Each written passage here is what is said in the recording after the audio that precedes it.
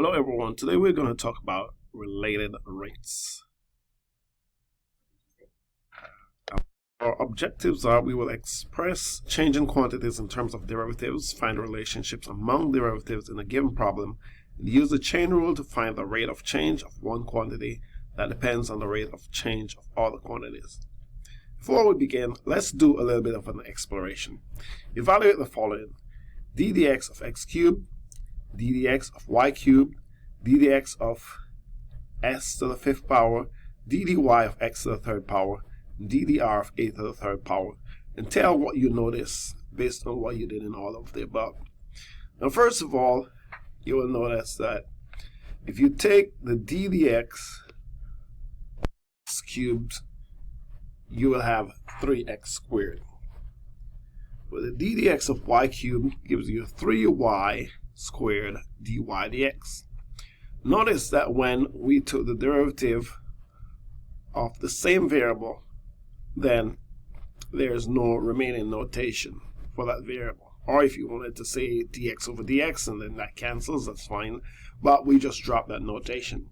However, when we have d dx of y cubed, we have 3y squared and then a dy dx. So there's a derivative notation for the two different variables at the end. Also, d dx of s to the fifth power would be 5s to the fourth dx. Right? And continuing this differentiation to the other two problems, d dy of x cubed is equal to 3x squared dx dy. Notice that the variables are different, so the notation remains. Then d dr of a cubed will be a squared be 2a dA over dr. So then we notice that if we take the derivative of a variable with respect to another variable which is different, we will leave a derivative notation multiplication at the end. Let's apply this kind of problems to what we call related rates problems. Now, in real life, a quantity may change as many other quantities are changing. If two related quantities are changing over time, the rates at which they change are related. So for related rates problems that we will do in this section, the derivatives are taken with respect to time. For example, if a spherical balloon is filled with air, both the volume and the radius of the volume of the balloon are changing with time. Hence, to solve this problem in this situation, we take the derivatives of all parts of the volume equation with respect to time. Now, since we know the volume of a sphere is equal to 4 over 3 pi r cubed, we apply d dt to each side of the equation. But before we actually do a problem, let's look at some steps that we can take. Problem solving strategy. Now, there's a 7-step problem solving strategy that is listed here. First, draw a diagram, then assign symbols to all variables in the problem. Identify what we want to know and what we already know. In step 4, find an equation for relating the variables. Step 5, using the chain rule, differentiate the variables in the equation with respect to the independent variable. In this case, will be time. This new equation will relate all the derivatives. Step 6, substitute all the known values into the equation and solve for the unknown rate of change. And finally, step 7, write a sentence to say the meaning of the solution. Caution: when solving related rates problem, be careful not to substitute the values of the variables too soon. Substituting values of the variables too soon will result in the values being differentiated as constant and then result in an incorrect solution, because what will happen, things with all constants, when you take the derivative of all constants, that collapses to 0. Let's look at some practice problems. Number 1, a spherical balloon is filled with air at a constant rate of 2 centimeters cubed per second. How fast is the radius increasing when the radius is 3 centimeters? Do not say this is going to be 3 centimeters. Okay, that's not true. So let us set up our problem. Let's go ahead and set up our problem based on our 7-step problem solving system. First thing I want to do is I want to draw a picture. It's a spherical balloon, so we draw something representing a sphere. The radius is at 3 centimeters. We want to find the rate at 3 centimeters. We're given the rate of change of the volume, and that's 2 centimeters cubed per second. We want to find how fast the radius is increasing, are changing when r is equal to 3. So the variables we have are v and r. Volume is v, radius is r. We know that dv dt is 2 centimeter cubed per second at r equal to 3, and we want to find dr dt. Let's set up our formula. Formula v is equal to 4 over 3 pi r cubed, and because the volume then is centimeter cubed. And 5, we take derivatives. Step 5, we take derivatives, so dv dt of v is equal to d dt of 4 over 3 pi r cubed. We can, by the constant multiple rule, just pull out the constants in front, or the coefficients, 4 over 3 pi in front. So that's dv dt is equal to 4 over 3 pi d dt of r cubed. And then taking the derivative with respect to t of r cubed, we have 3r squared dr dt. And then we try to continue to simplify that. dv dt is equal to 4 pi r squared dr dt. And then from here, we plug in our known values. That's our step 6. We know dv dt is equal to 2. Plug that in. R is equal to 3 when the volume rate is 2. So we plug that in. And so we just have one unknown left, which is dr dt. And so dr dt will be equal to 2 over 4 pi m3 squared. And so that's going to be 2 over 36 pi. So dr dt will be equal to 1 over 18 pi. What does that mean in the context of the problem? In the sentence, the radius of the sphere is increasing at a rate of 1 over 18 centimeters when r is equal to 3. That's what it means. Let's look at the second problem. An airplane is flying overhead at a constant elevation of 4,000 feet. A man is viewing the plane from a position 3,000 feet from the base of a radio tower. The airplane is flying horizontally away from the man. If the plane is flying 600 feet per second, at what rate is the distance between the plane and the man increasing when the plane passes over the tower?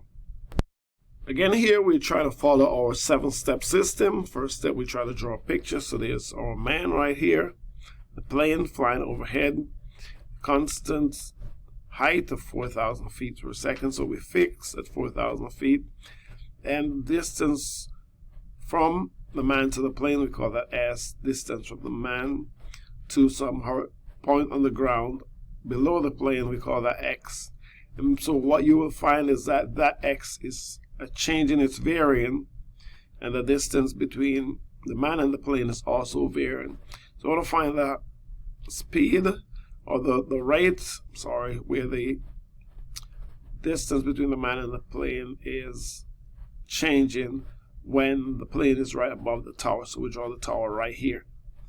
So for our variables then, S is the distance from the plane to the man, and then X is the distance from the man to a point on the ground below the plane. We want to find ds dt, and we know that the height is fixed at 4,000, and X would be 3,000 when it goes above the tower, when the plane is above the tower. Dx dt is equal to 600. Okay. The equation then is strictly from the right triangle idea. A squared plus b squared is equal to c squared. X is varying and s is varying, but 4,000 is fixed, so x squared plus 4,000 squared is equal to s squared. Do not plug in the value for x before differentiating, because we get some answer that doesn't make sense. Then we take derivatives. d dt of x squared plus d dt of 4,000 squared is equal to d dt of s squared. And so 2x dx dt plus 0, because 4,000 is a constant, it drops out, equals 2s ds dt. And then if we want to go ahead and continue doing our algebra to solve for ds dt, that's fine before plugging in. Otherwise, you could leave it here and then plug in and then solve numerically.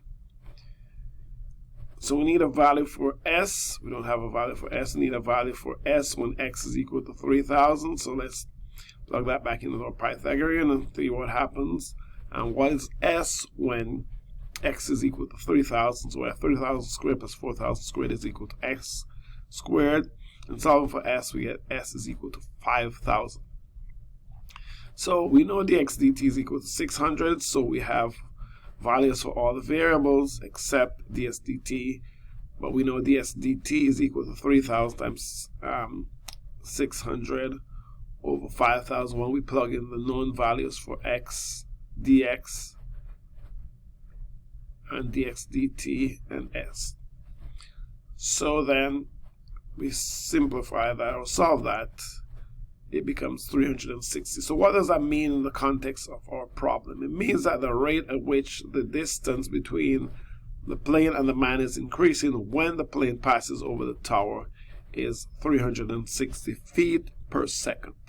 Okay, let's look at another problem. It says a rocket is launched so that it rises vertically. A camera is positioned 5,000 feet from the launch pad.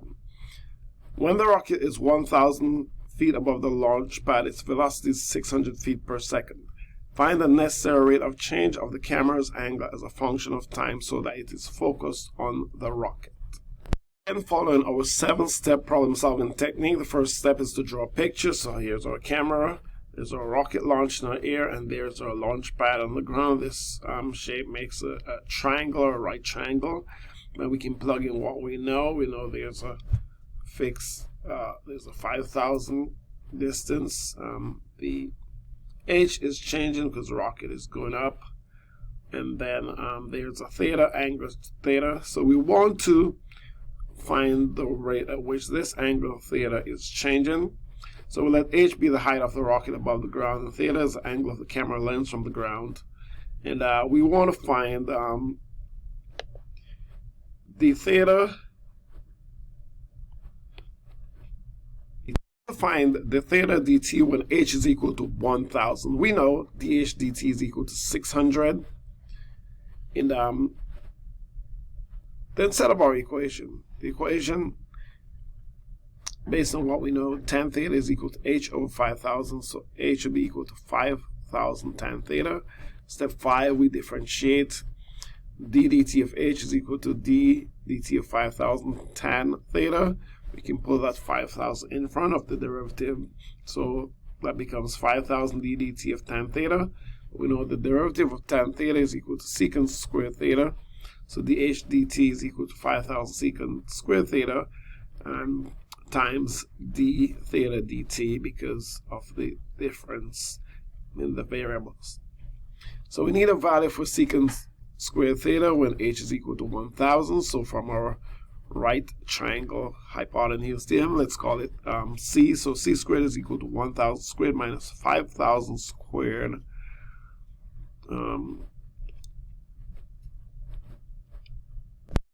Pardon me, that should be c squared is equal to 1,000 squared plus 5,000 squared. Simplify for that, we get c is equal to 1,000 radical 26. So secant theta is equal to 1,000 radical 26 over 5,000. Secant squared theta would be equal to 1,000 radical 26 over 5,000 all squared, and that gives you 26 over 25. Then we plug in our values in. 600 is equal to 5,000 times 26 over 25 times d theta dt. So d theta dt will be equal to 600 over 5,000 times 26 over 25, and so that gives us 3 over 26. So 7, right in our sentence, we say the rate at which the camera's angle is changing when h is equal to 1,000 is 3 over 26, and we are in radians per second. Thank you so much.